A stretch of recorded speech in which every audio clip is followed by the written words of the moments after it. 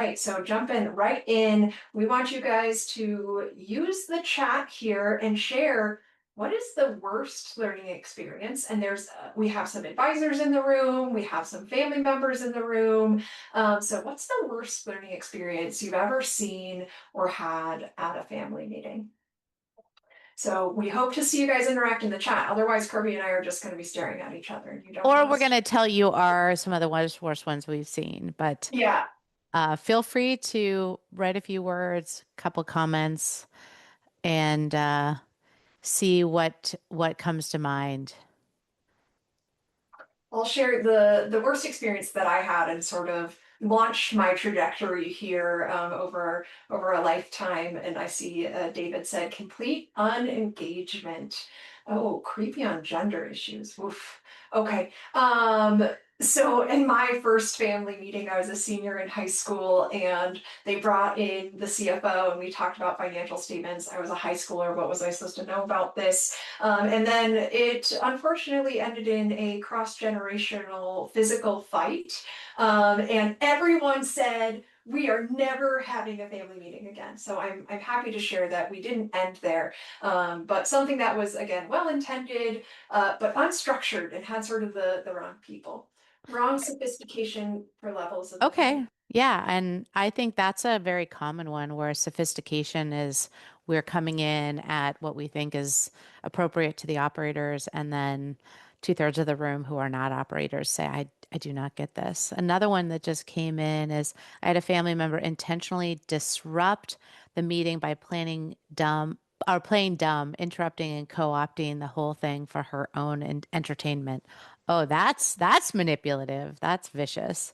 And then when the learning experience is great, but there is no follow through to keep momentum going. Ah, Victoria, you're speaking our language.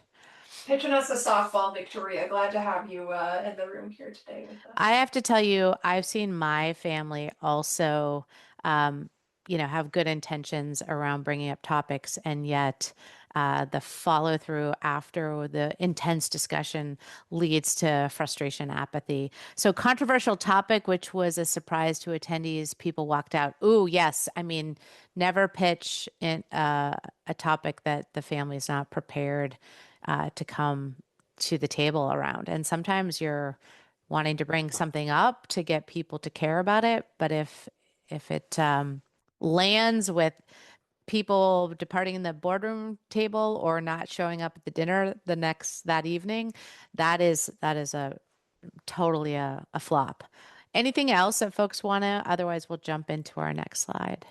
Yeah, I think these are really great themes, and it's exactly why this webinar exists. And hopefully, we're going to speak to some strategies to approach and help with this and make learning more meaningful for the family as well. So, going into our next one, Kirby, when you think about what families are actually doing at meetings and what you're seeing, what's not working? Yeah, so I think what is happening is that, and this is from Northern Trust research. So I'm going to share my thoughts on it and then also what we're seeing at Northern Trust that, mandatory. Someone talked about technical jargon speaking above the participants in the room and losing people, right? I don't know exactly. I can't follow. I'm not sure what this means to me. Um, Droning on with PowerPoints and lecturing and talking head, and there's lack of engagement, lack of participation in the room. That is a death knell for many families. Families don't want to feel like they're going back to school. Like they're tired of a classroom kind of pointed discussion of being talked at. And if they don't feel like the content is relevant to where they are and their lives, you're going to lose people. They're not going to feel like this is relevant to me or overloading. I mean, we see this all the time. Families are like, we have so much to cover. We got to do this all in one day. And that's the only time we can do this because then we're going to have fun engagements all over the place. And guess what? It lands flat and maybe 2% is taken away. Again, Ebbinghaus's curve, we know how little people retain from in-person meetings. So when you're there, you have to make it really meaningful. Yeah, definitely. And I think what's so great about incorporating your experience and my experience and what we see with clients at Tamarind, the advisors that we talk to, in this case, right, the Rising Gen has specifically told us what does not work. And yet, this is what a lot of families model because they don't have a better or different way of doing family meetings. So I think that's what we're going to get into in our next slide here as well. Hey, and I think Tori would be helpful. Maybe you can walk through what this cycle of diminishing returns really means. Yeah, absolutely. So this is what we sort of see with that standard family meeting education topic. You bring in a subject matter expert, you do, one sort of conversation one time, or in some cases over and over again. Um, and what you see is people in the room are nodding and you're feeling good. If you're the organizer of this, you're feeling good. Participants appear to be engaged, and it all seems to be fine. But what we find when we sort of like come back to them a month or a quarter or, often a year later, that it wasn't retained, that we introduced a really complex topic, and everybody in the in the room was nodding along. And then you have to go back and do it again. And what we see is frustration actually on both sides of this. The people who are sophisticated and who are sophisticated as it relates to the topic, the subject matter expert, the person in the enterprise or the office are frustrated because they're once again having to talk about the same topic. And oh, we talked about this last year. And then the family members who want this time to be meaningful and impactful, they're frustrated too because they're learning this again, they feel not super great about it, and yet we see families sort of do this again and again and again. So if you have the same agenda item coming up in your family meetings because people aren't retaining things, we're going to talk about a different way of approaching that today. So in our prep, Kirby, one of the things that you mentioned was failure to launch. So how is that showing up in this particular cycle? Yeah, so I think one of the things that we forget is that families don't want to learn as an end. They want it as a means, right? And so we're not always thinking about what is this education design intended to do, right? Is it preparing them to be able to be eligible to potentially sit on a committee or a board one day? Is it helping them have more decision rights or more authority or autonomy over an area? And I think one of the things that really gets lost is we think of education as the end goal, and it's not. It's not. What we should be thinking about is what will education be a springboard to help our family do better? Will it help us de-risk, family members' behavior? Will it help us clarify who's really capable, competent to ascend into a leadership role? Will it help us demonstrate that there is a dedication or a commitment to getting better, right? To planning for what's next. And I think that is the mind shift. If anything you walk away from today is have champions to help clarify that education is not an end, it's a means. And that's a really important thing for families to get and their family office advisors to get clear on. Definitely. So we're going to move forward here. We've told you a little bit about what we've observed and what the data says about what doesn't work about learning. And here at Tamarind, we certainly have a lot of experience with this. What does make learning work? And this also is contextualized to that same Rising Gen research done by Northern Trust. And then we'll go into what we see at Tamarind specifically as well. Yeah, so I would just emphasize the importance of not having a top-down learning design, meaning the family office, the family leadership, the now gen is mandating XYZ to be learned, rather a bottom-up and top-down meeting in the middle co-creation of learning design and really making sure that the people that you want to enfranchise to participate feel empowered in the learning design and that they can give input to what will be practical, what will be actionable, how it will help them do something, participate in a different way. And, I think there's also a lot to be said for our learning from peers. And there's a lot of research now supporting that many families are recognizing that there's safety when their learner can potentially be with peers that are like them in a learning environment that allows them to gain knowledge, but not necessarily have Big Brother looking over their shoulder or their advisor.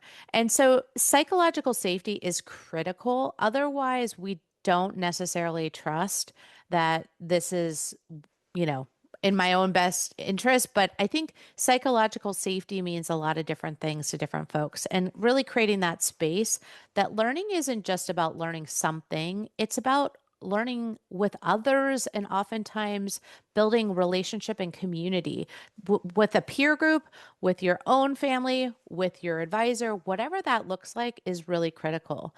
And so that's a pretty significant departure from how many meetings are held. So, Tori, what do you think is the common thread in those?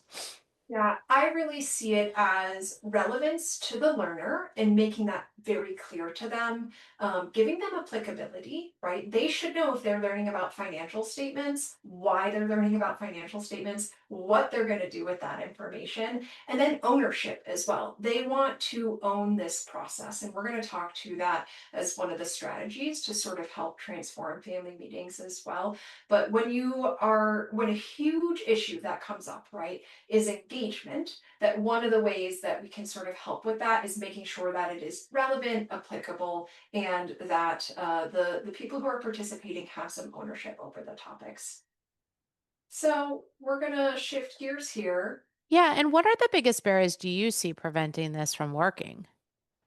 Yeah, so and this actually builds on that last slide, but this is specific to adult learning strategy, and that's who we deal with here at Tamarind, right? So this is often why typical education efforts, as we see them in meetings, they don't help with retention. So for example, when you are teaching something very complex, showing someone with a subject matter expert who gets in the weeds for 1 hour, or 90 minutes or even a whole day, it's not enough to work through these complex topics, particularly if this is interwoven with complex emotional spaces as well.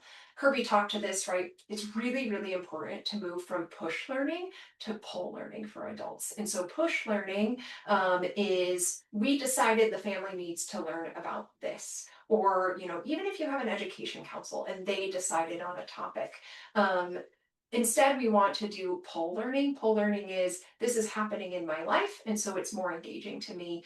One of the tools and resources that we use and that we really like to talk about is the 10 by 10 learning roadmap that breaks out all these different topics that are sort of age and stage appropriate and that are happening in people's lives. So being able to educate different groups in your family about what's happening to them really, really makes this more useful to them, but also more engaging. So if you're bringing in, the 17-year-old to learn about financial statements, and then they're not going to touch it for 15 years until they can sit on the board or be part of governance, it's not relevant to them. So we will go through a specific tactical way to go to pole learning.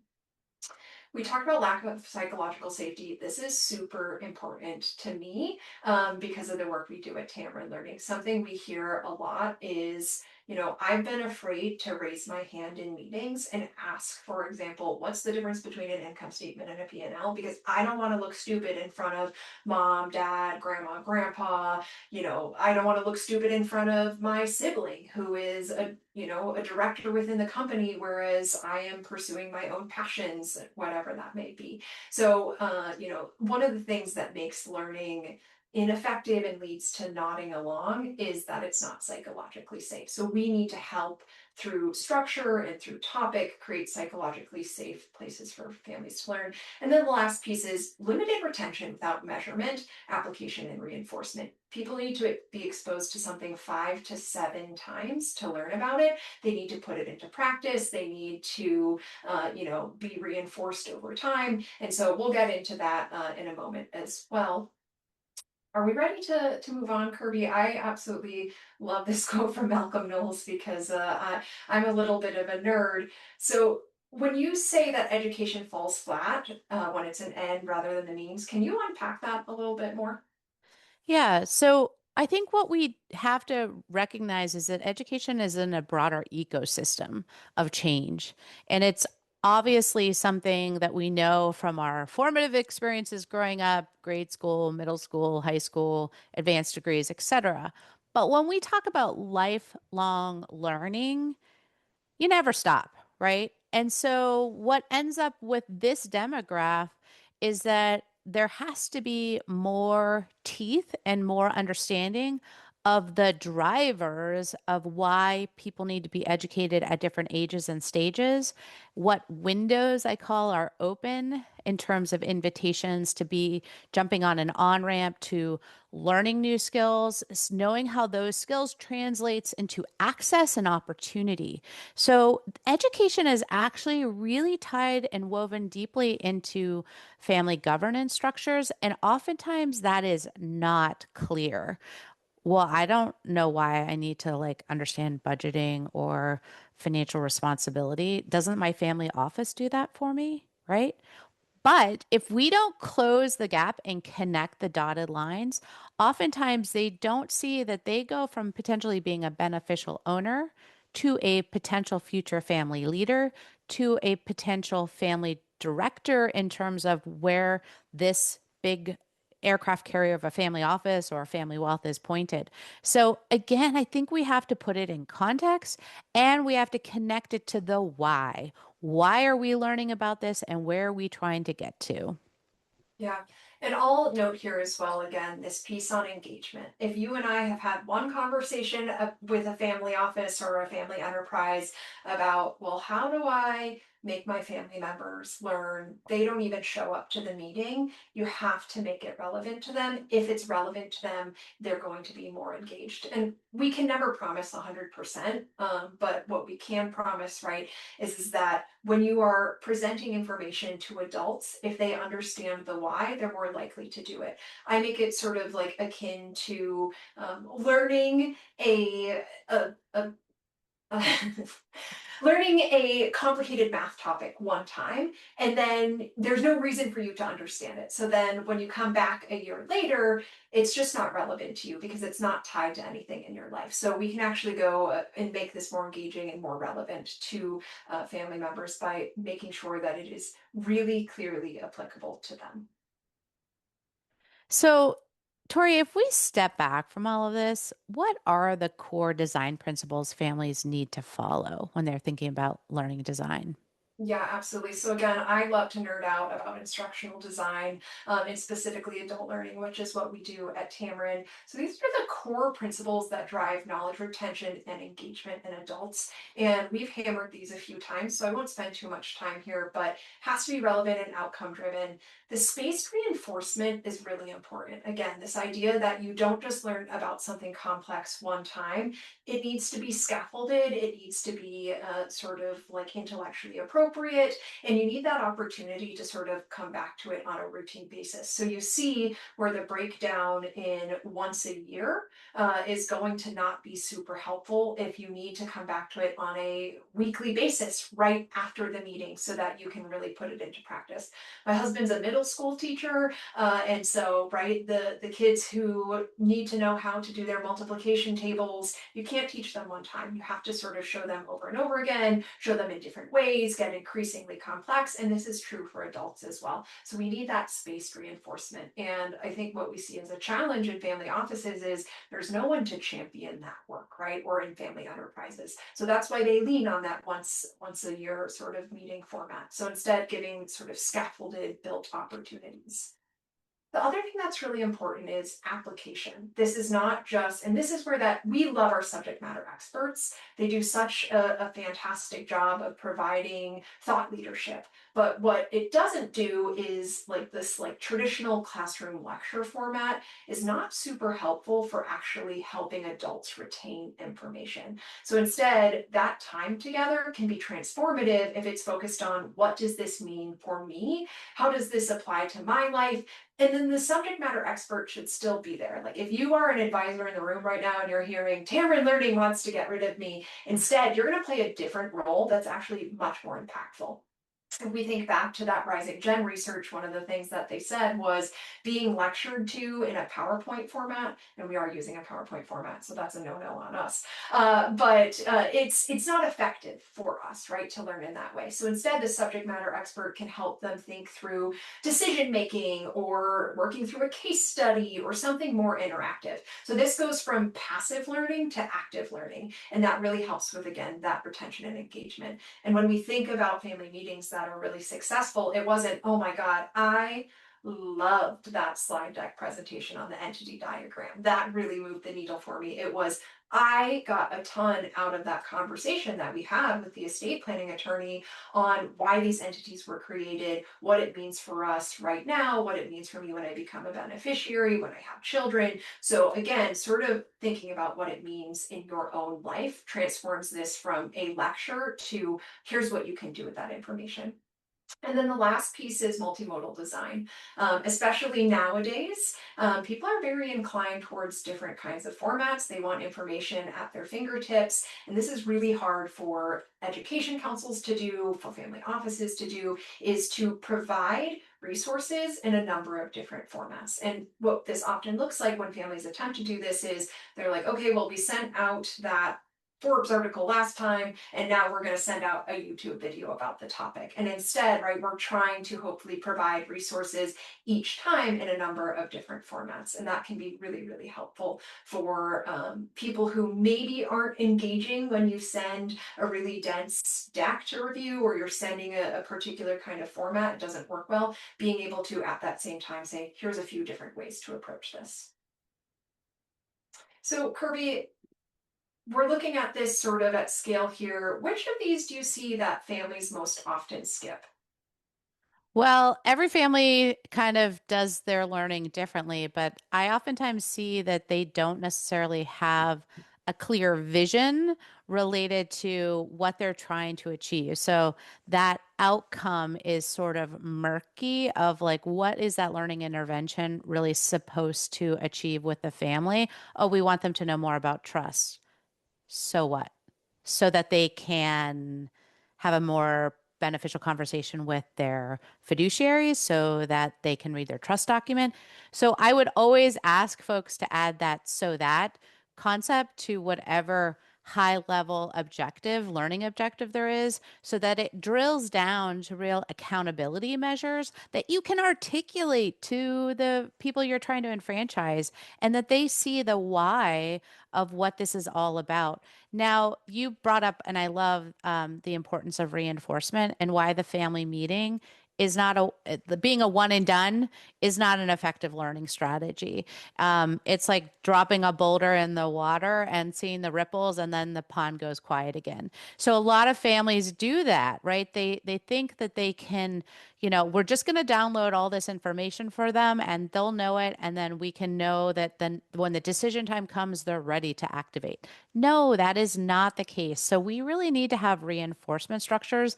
There's this thing called the Ebbinghaus learning curve, and we lose about 20, we only retain about 20% of what we learned in a 72-hour period if it's not reinforced.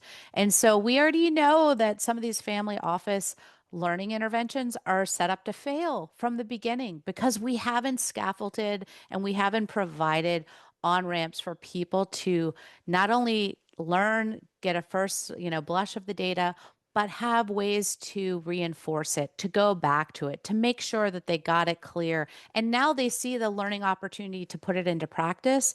So they need to have access to resources to be fully capable to take ownership of that learning. Yeah.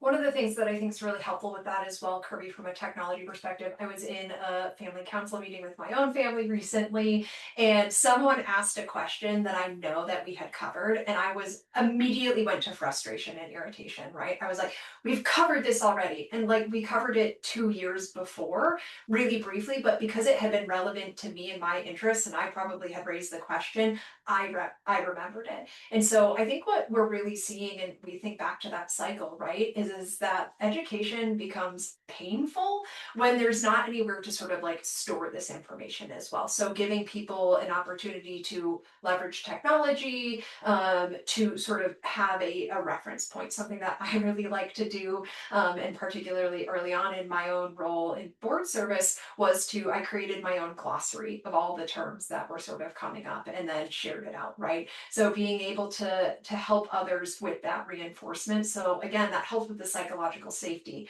right? Early on, not knowing what a manufacturing term was that came up in every meeting, being able to sort of reinforce that over time and say, oh, okay, now I remember what that is. I can circle and come back to it later.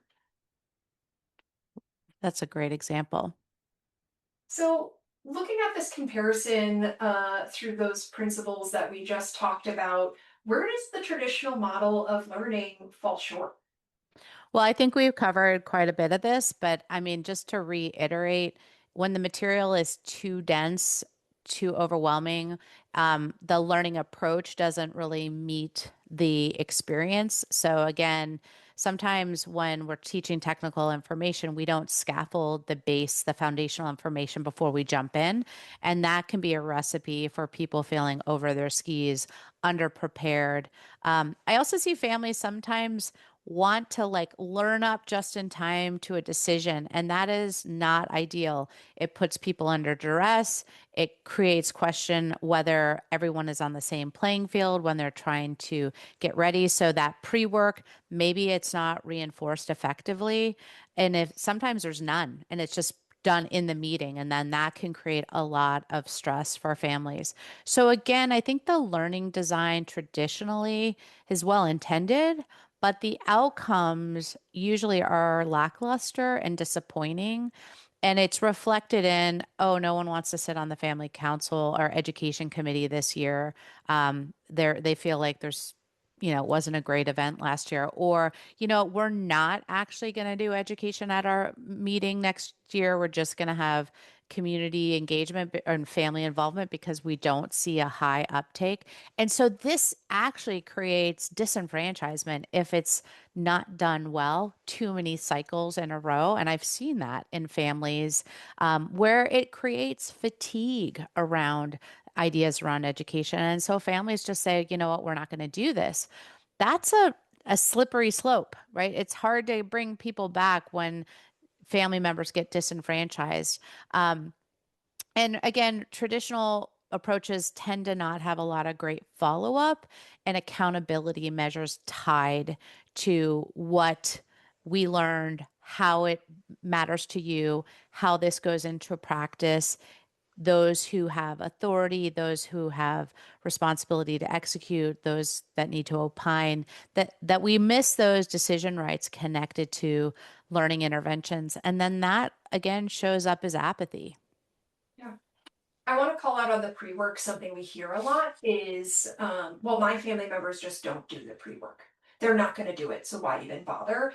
This again comes back to tell them why they're doing it, what they're supposed to get out of it. So when they're reviewing that article, when they're reviewing that pre-read, they know what to look for. And so you sort of give them a preview so that then they know how it's going to apply. And that helps because then that in-person meeting, the family is applying it and they're communicating about it. So we're actually going to jump into our model here. So do you want to tee it up here, Kirby? Yeah, so show us how those principles translate into a practical structure.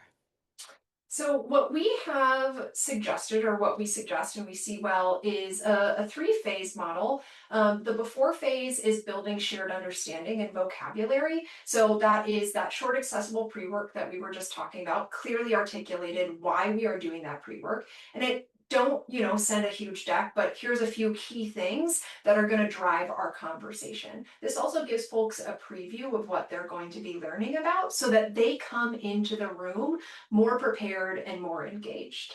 A really sort of important part of this is telling them what that learning objective is. So if we're learning about financial statements, the reason we are learning about financial statements is this, and when you're doing those prep materials, here's what you should get out of it.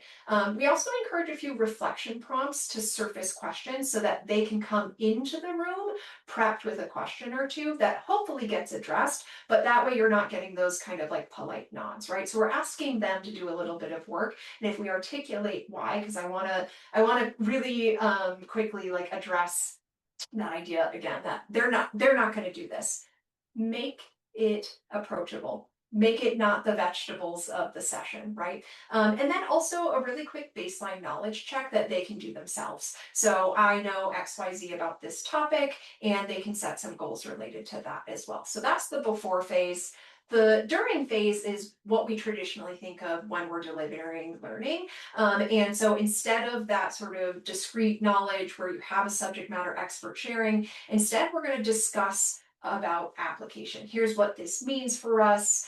You could do a scenario-based discussion. You could do a case study. You could do something that clarifies their roles and expectations and move towards making a decision. And again, this is where we see learning to be way more interesting. Think about the last time you were at PPI or the last time that you were at a conference that really engaged you. It probably might have even been something that was discrete knowledge that sparked something for you that you then wanted to go and talk about, right? So what we want our family meetings to be around education is that deeper discussion. And if we think back to that Rising Gen research about what pulls them in and engages them, it's that communication, it's learning from their peers, it's understanding what it means to them. So that during phase, that meeting should really about being engaging from one another. I want to share a story of a family who said, well, we love the people in our office, but the most impactful learning event that we had was when we brought in our uncle, and he shared his experience with what it was like to work with grandpa in the factory. And then we talked about pathways for doing that ourselves, right? And so that was what a wonderful learning experience where they were engaging and learning from each other that didn't require a subject matter expert, and it had something deeply applicable to them as well. Before I move on to the last stage, Kirby, anything you wanted to add to this? Yeah, I would also just say in the before phase, think about who else may be important to bring into the learning design. Maybe it's that trusted advisor, maybe it's a consigliere, maybe it's even members of the group that you most want to enfranchise, and making sure that they're represented in the before phase, that design, and maybe they're helping you be that learning champion to advocate for why this is so important, why now. Create that urgency, and I think that really helps a lot. And in the during phase, I think we have to look at like what people's appetite is to learn in space and time. And so 3 hours seated at the boardroom table on a topic might be overwhelming. Maybe it's breaking it up into smaller bite size, punctuating with an activity. And so, again, think creatively to how to use space and time to most effectively transfer that knowledge.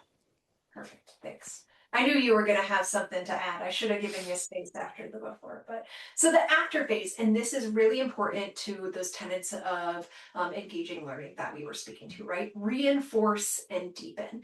What happens is in a meeting, we build all of this exciting momentum, or think about again that last conference that you go to. My family goes to the transitions conferences a lot, and there's all this excitement built up about it. And then it dissipates because we don't give people clear on-ramps to the next step. So something that we find really helpful as well is a summary of decisions and implications. So this is like a little bit of meeting management, that the learning does not stop at the end of the session, right? We clearly articulate next steps. We clearly talk about, what we can do next, and hopefully agenda set for the next meeting, right? This was great. What do we want to learn in the next meeting? And option to, dive more deeply into content as well. So we did that pre-read, and now you want to learn more. Here's the resources that the family office or the family enterprise have. Here's quite often I'm talking with my family members and they're like, oh, actually I attended a great webinar about that. So again, having the technology or the place to organize all of this information. giving them sort of clear handouts and tools. So let's say you talked about the importance of estate planning, and so giving them a takeaway for them to then go and talk to their advisors about that. So giving them something actionable, a little bit of homework to move it forward, and then clear next steps and accountability. Here's what we're doing next. Here's who's responsible for what. And again, we want to include the family members in terms of engagement, and we want to make it accessible. We're not trying to dump a ton on people's plates, but giving that opportunity to then again reinforce and deepen the learning so it was not just a one-off event. I think those are all really powerful. And if we just step back for a minute and say, so what? So why do we care so much about family meeting education, right? What's so important about that specific? And Cerulli and Associates, in their fairly recent wealth transfer planning research, found that family meetings and regular communication was 89% rated as key to engagement and continuity. And 69% indicated that educating family members. And so I just bring back to the power of the family meeting that it is the workhorse of wealth transfer planning. It is that seminal moment that families rely on with their wealth advisors, their family office, their family enterprise to know how they're building this plan and building continuity. So the shared experience of those meetings has to be reinforced in a positive way through different techniques. And it also might be getting feedback like, what did you really like? What did you actually feel like you came away with knowing more about?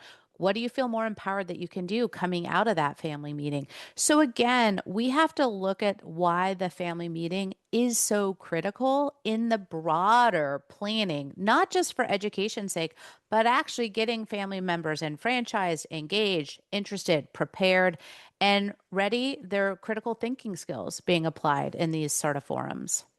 Yeah. Well, I think we want to give people something actionable here, Kirby. So Yeah. if a family were going to change one thing this year, where would you start? Well, I think one thing we've seen really effective is to make sure you know where people are in their learning journeys and what interests them and what is top of mind. So, if you aren't pulsing and taking an assessment of where there's interest, do that. It's really critical. You need factual data to support your learning intervention. Pick three topics that think that might have the highest uptake and are relevant, and then go back to some of those constituents to say, hey, co-design, think about how we can create a meaningful experience. It's amazing when people have the ability to enfranchise and give feedback, they oftentimes lean in and take a little bit more ownership and interest in the outcomes of what you're designing.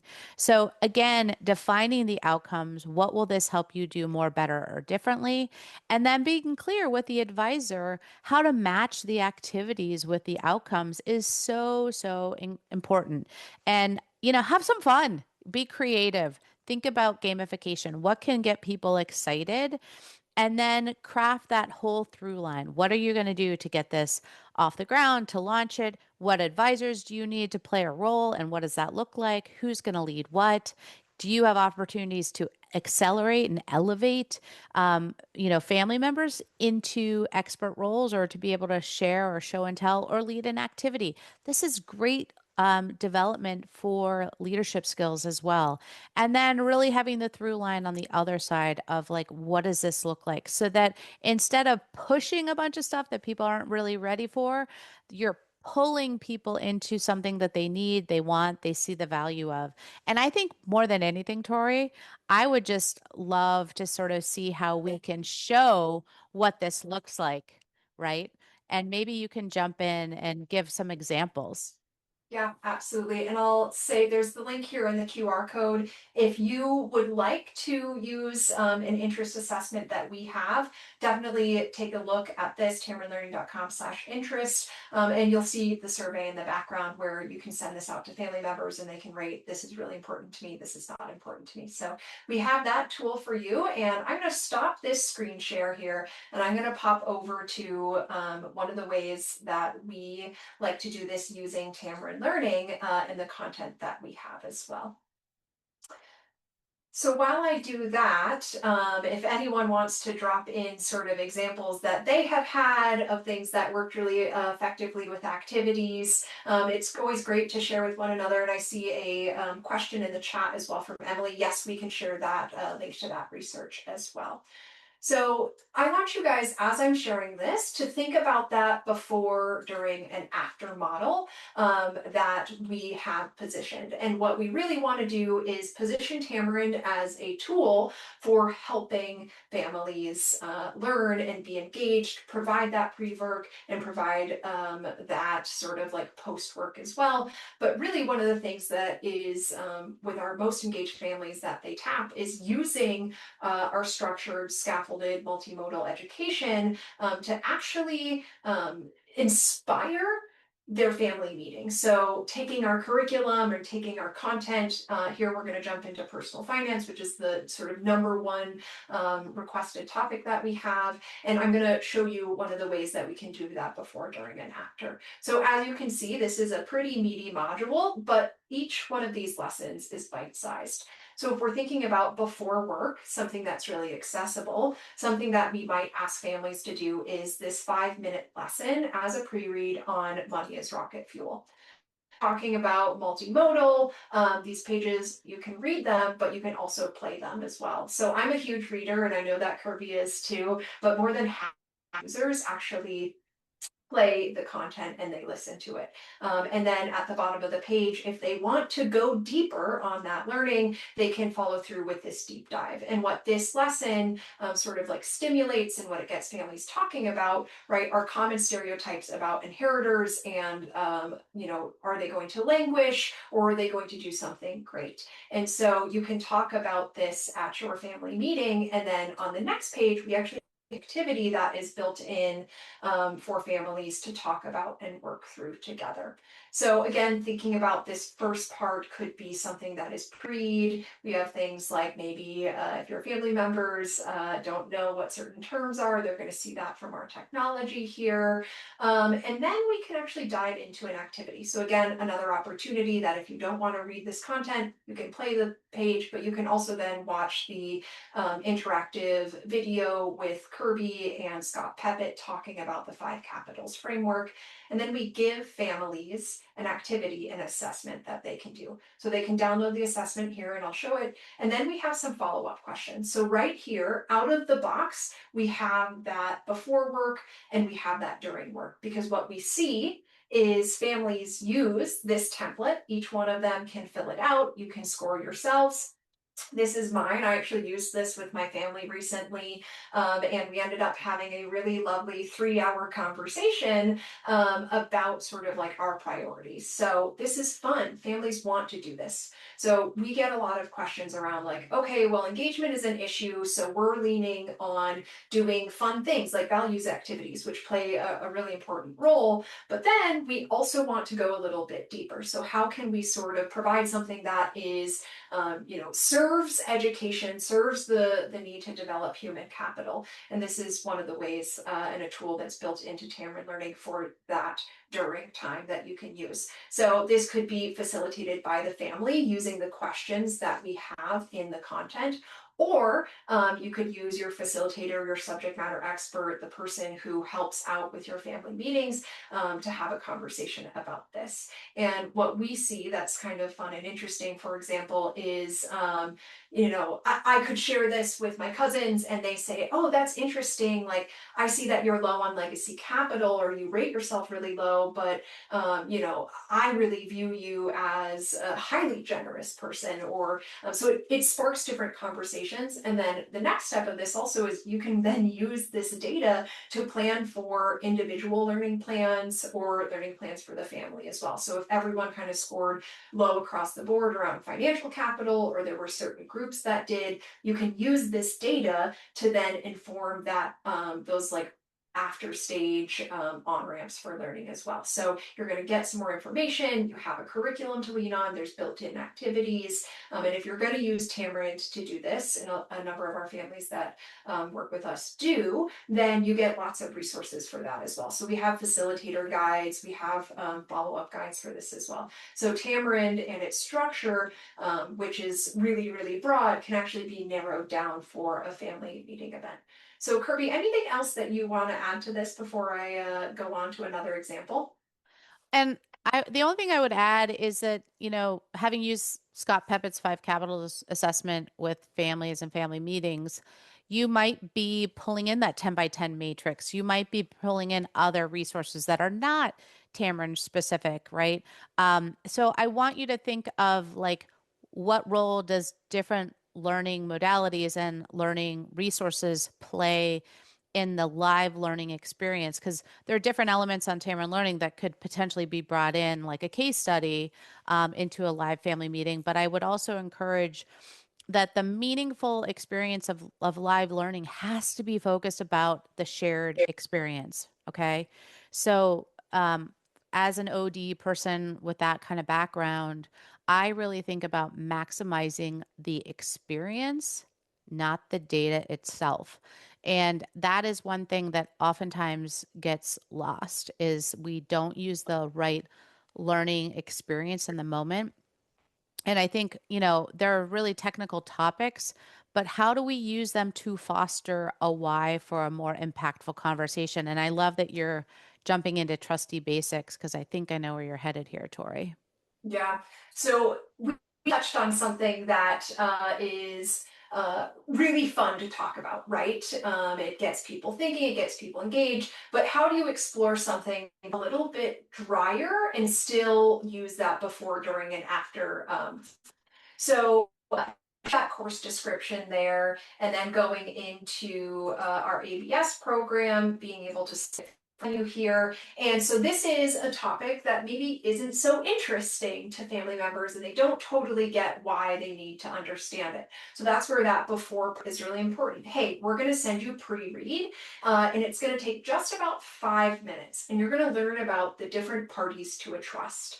And then when we have our in-person session, what we're going to be talking about is what does that mean to you? And so maybe you're a future beneficiary, maybe you're currently a beneficiary. And so being able to talk about this ahead of time. So the pre-read is really approachable. Thinking about psychological safety, maybe someone didn't even know that they're a beneficiary or that there was a term that relates to that. So being able to give people the opportunity to leverage technology and to really sort of meet themselves where they're at here.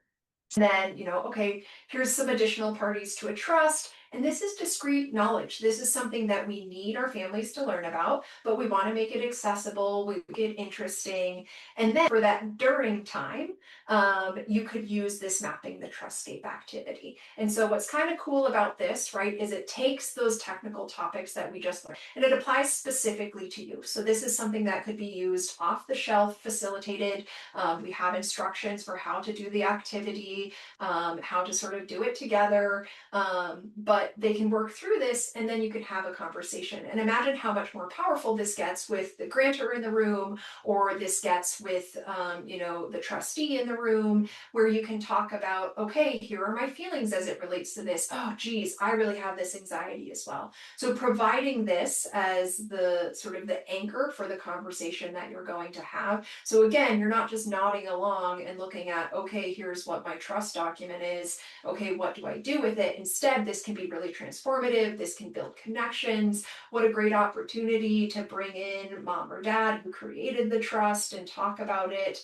Or, for example, in my family, my predecessors had set up trusts, and my parents were able to sort of communicate to me about what their intention was as well. So using that in-person time for something that is more engaging and more impactful and more interesting than here's the trust diagram. Okay, see you later. Anything you wanted to add to that, Kirby? Yeah, I mean, we do see a lot of conflict stemming in families from actually a shortfall of knowledge. And just one story that comes to mind related to this, where we saw two sisters, one was identified as a trustee over the other sister's trust. She had tremendous resentment. So I can only imagine what her trustscape would have looked like if she did this activity. But once she started to learn more about the duties and responsibilities of a trustee, how that beneficiary trustee relationship is so foundational to successful wealth transfer planning and also use of trust assets, she became hyper aware that this was a big job. She was glad she wasn't tasked with it. And she was super glad that she had a family member actually in that role that she knew, she loved, she trusted. And what could have been very adversarial because there wasn't the knowledge of the one sister to the other sister became a place of, I respect you. I understand this is a job you have to be doing. I understand now why the parents, the grantors selected the one sister to play that role. And so again, these can be really powerful points of alignment, shared understanding, trust building. And I just want to emphasize that education is not the goal. It's those other things that we're focused on: continuity, alignment, interest, shared interests, building trust and cohesiveness. These are some of the important outcomes that come with these types of learning interventions. Yeah, perfect. Well, we have a few questions which I want to get to. Before we do that, do you want to just kind of wrap up and leave people with some next steps? Sure. When we're talking about scaling your education strategy, be clear on where you are today, what you're trying to design, and what impactful education really looks like. Do you have the in-house resources? Do you have the people who have learning design and pedagogy, instructional design knowledge? And if not, don't try to do it all on your own. About 10% of family offices have a dedicated CLO. So the vast majority of families are not working or have that in-house. So let us be your partner to think about how to scale complex learning and change, and recognize that it may not be the full footprint of your family, right? It might be looking to the early adopters and thinking about who is ready to go and showing positive outliers, those that are successfully engaging in learning interventions. And so, again, I think the family meeting is a design usually for broader family engagement, but durable learning intention might be something that you're tracking small and then gaining momentum. And so I really believe that we are in an era of technology simplifying and keeping cleaner alignment, and it should be utilized effectively and efficiently. And Tori, I know you have a complimentary family meeting design session that you want to share more about. Yeah, so if this is sparking something in you, and one of the topics that we shared, or you've done some surveying with your families, but you don't really know what to do with it, and you want to learn a little bit more about this before, during, and after model that we help families with at Tamarind. If you sign up for any of our courses for the group, we will provide a complimentary family meeting design session. So we'll be able to kind of walk you through, okay, here are the exact materials to send as your pre-reads. Here's how to take something from the curriculum and how to scaffold it appropriately, and how to turn it into an engaging activity. We just gave you two different examples, but there's dozens and dozens within Tamarind. So really you could plan your next probably 20 family meetings using Tamarind's curriculum.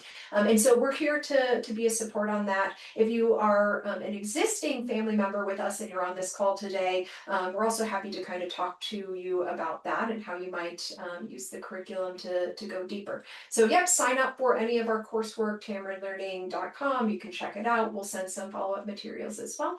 So if you're interested in that, definitely let us know. I want to get to one of these questions because we said, send out a poll. And someone in the chat immediately said, ugh, we're so sick of polling. And I think there's a couple different things, and this actually ties into a question that Nancy in the chat asked as well, is that at the end of the day, often, and I'm going to stop my share here so that you can see Kirby and I in our smiling faces, is that these are adults and they want to be engaged, but we're sending out the same thing kind of over and over again. A thing that I find as well, for example, is that I'm being sent an hour-long survey. So being very clear upfront, hey, this survey takes 2 minutes. It's actually the same thing as the learning design principles.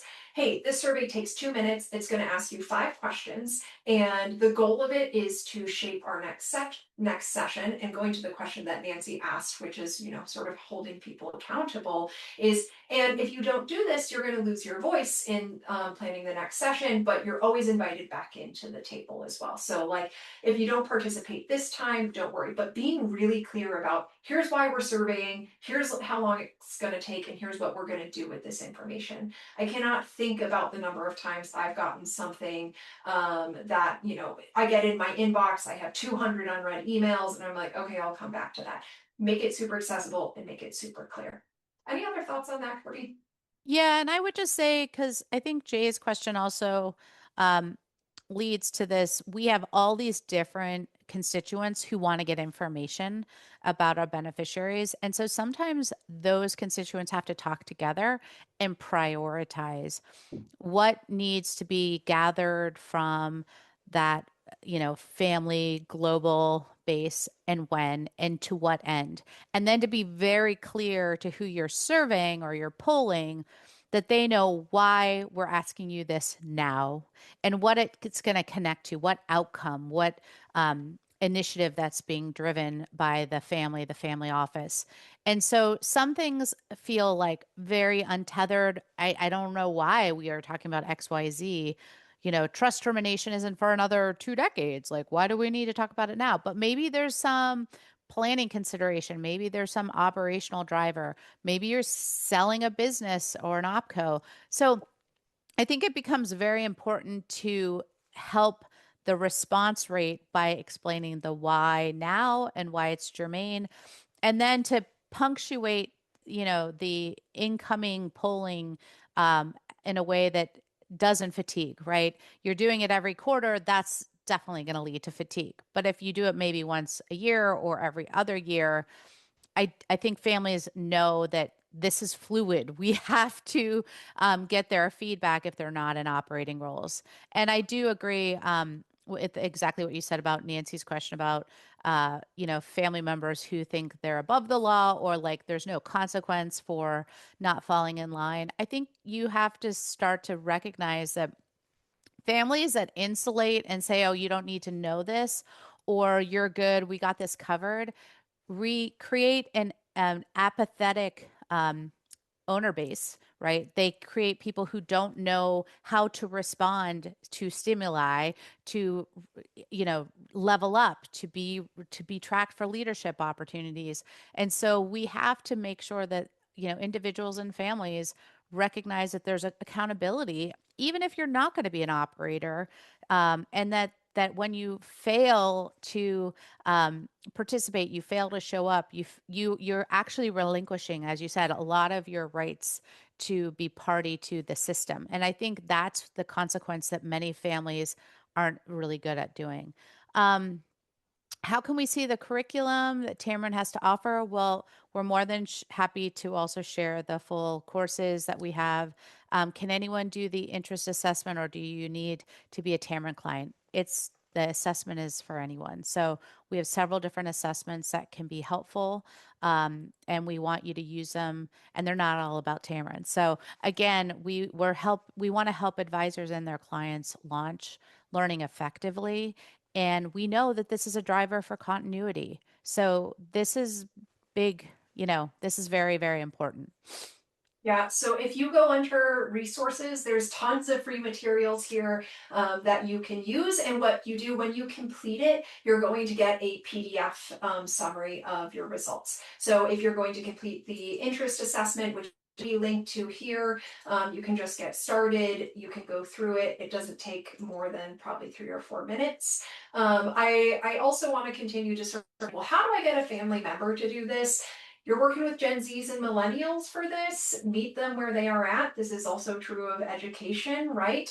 And so send a iPhone poll and make it really quick. Here's 3 different things, and sort of make it accessible and help people sort of meet them where they're at. Another thing that I have seen is sometimes you really just need to corner people and talk to them. And also, for example, at the end of your meeting, saying, all right, let's popcorn some ideas of what we want to talk about next, and using that to sort of plan the next session. So, and the people who participate once often participate a number of times. So we don't want to burn those gracious family members out. So, using each other when we have like cousin groups, for example, they use group chats rather than using email, for example. I kept, why are none of these people showing up to, or rather signing up for my calls? And then like come to find out that they all show up, they just all talked about it in their group chat. So making sure that you are meeting people where they are at with education is also really, really important here. Well, we are so grateful for everyone's time. It's just the top of the hour. We'll be following up with a recording and those ways that you can get to the assessments. You can also sign up for that education planning design.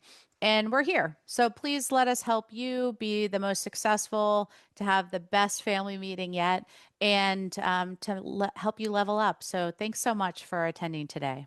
Yeah, thanks so much. Good to see everyone.